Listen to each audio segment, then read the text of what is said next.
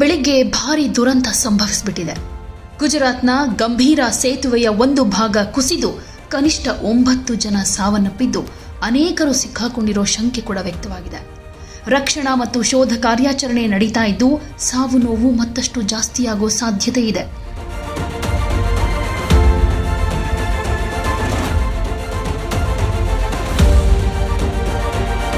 ಮಹಿಸಾಗರ ನದಿಗೆ 4 ದಶಕಗಳ ಹಿಂದೆ ನಿರ್ಮಿಸಿದ್ದ ಸೇತುವೆ ಕುಸಿದ ಪರಿಣಾಮ 9 ಜನ ಮೃತಪಟ್ಟಿದ್ದಾರೆ.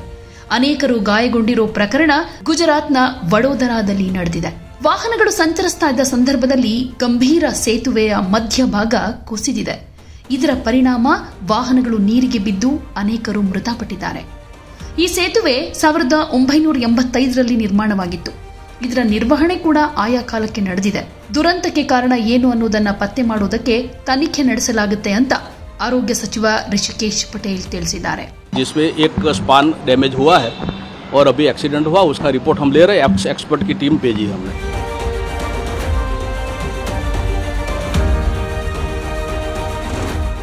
ಇನ್ನು ತಾಂತ್ರಿಕ ಪರಿಣಿತ ತಂಡವನ್ನ ಘಟನಾ ಸ್ಥಳಕ್ಕೆ ಕಳುಹಿಸಿ ತನಿಖೆ ನಡೆಸುವುದಕ್ಕೆ ಮುಖ್ಯಮಂತ್ರಿ ಭೂಪೇಂದ್ರ ಪಟೇಲ್ ಆದೇಶಿಸಿದ್ದಾರೆ. 2 ಪಿಲ್ಲರ್ ನಡುವಿನ ಸ್ಲ್ಯಾಬ್ ಕುಸಿದಿರೋದು ವಿಡಿಯೋದಲ್ಲಿ ಕಾಣಿಸುತ್ತೆ. 2 ಟ್ರಕ್ ಮತ್ತು 1 ವ್ಯಾನ್ ನದಿಗೆ ಬಿದ್ದಿದೆ ಅಂತ ಪೊಲೀಸ್ ಇನ್ಸ್ಪೆಕ್ಟರ್ ತಿಳಿಸಿದ್ದಾರೆ. ಅಗ್ನಿಶಾಮಕ ದಳ ಮತ್ತು ಸ್ಥಳೀಯರು ರಕ್ಷಣಾ ಕಾರ್ಯಾಚರಣೆಯಲ್ಲಿ ಭಾಗಿಯಾಗಿದ್ದಾರೆ. ಈಗಲೂ ಶೋಧ ಕಾರ್ಯ ಮುಂದುವರೆದಿದ್ದು ರಾಷ್ಟ್ರೀಯ ವಿಪತ್ತು ನಿರ್ವಹಣಾ ತಂಡ ಕೂಡ ಸ್ಥಳದಲ್ಲಿದೆ. ಸ್ಥಳೀಯರು ರಕ್ಷಣಾ ಕಾರ್ಯದಲ್ಲಿ ಸಹಾಯ ಮಾಡುತ್ತಿದ್ದಾರೆ. ಆಂಬ್ಯುಲೆನ್ಸ್ ಸೇವೆ ಕೂಡ ಸ್ಥಳದಲ್ಲಿ ಇದೆ. ಈ ದುರಂತ ಗುಜರಾತ್ನಲ್ಲಿ ಮೂಲ ಸೌಕರ್ಯದ ಸುರಕ್ಷತೆಯ ಬಗ್ಗೆ ಚರ್ಚೆಗೂ ಕೂಡ ಕಾರಣವಾಗಿದ್ದು ತನಿಖೆಯ ಫಲಿತಾಂಶದಿಂದ ಕುಸಿತದ ಕಾರಣ ಸ್ಪಷ್ಟವಾಗುತ್ತೆ. 900 ಮೀಟರ್ ಉದ್ದ ಗಂಭೀರ ಸೇತುವೆಗೆ 23 ಪಿಲ್ಲರ್ಗಳಿವೆ. ಇದು ವಡೋದರ ಮತ್ತು ಆನಂದ್ ಜಿಲ್ಲೆಗಳನ್ನು ಸಂಪರ್ಕಿಸುತ್ತೆ.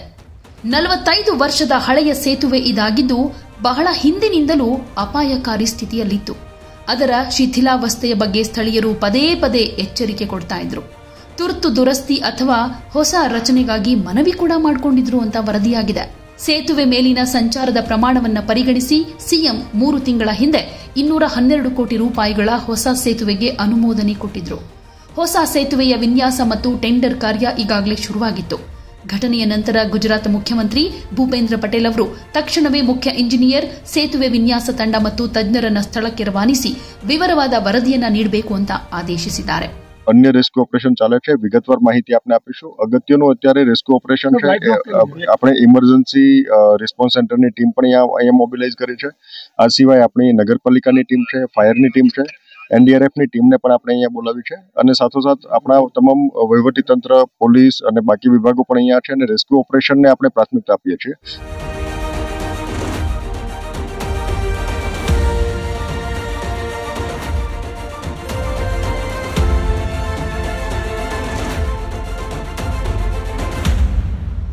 ಈ ಸೇತುವೆ ನಿರ್ಮಾಣ ಆಗಿದ್ದು 1981ರಲ್ಲಿ, ಹಾಗೆ 1985ರಲ್ಲಿ ಸಾರ್ವಜನಿಕರ ಬಳಕೆಗೆ ಮುಕ್ತವಾಯಿತು.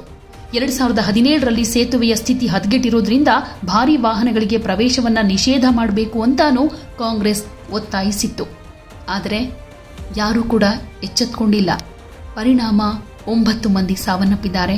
ಸಾವು ನೋವು ಸಂಖ್ಯೆ ಜಾಸ್ತಿ ಕೂಡ ಆಗಬಹುದು. ಇದೆಲ್ಲದಕ್ಕೂ ಯಾರು ಹೊಣೆ?